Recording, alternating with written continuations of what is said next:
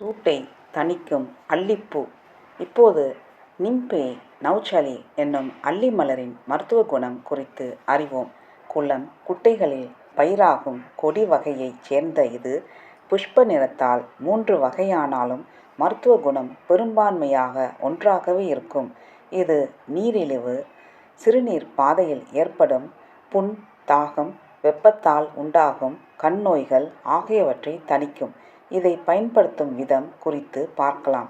வெள்ளை அல்லது சிவப்பு அல்லி இதழ்களை எடுத்து இரவு நீரில் ஊற வைத்து மறுநாள் காலை நீரை மட்டும் பருகி வர மூளையின் சூடு தணிந்து கண் குளிர்ச்சி பெறும்.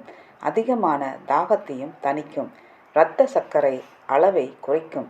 இதை நீரிலிட்டு கொதிக்க வைத்து அதில் சிறிது சர்க்கரை சேர்த்து காய்ச்சி பதத்தில் இறக்கி தினம் இருவேளை அதிகுருதி அழுத்தம் உள்ளவர்கள் எடுத்து வரலாம்.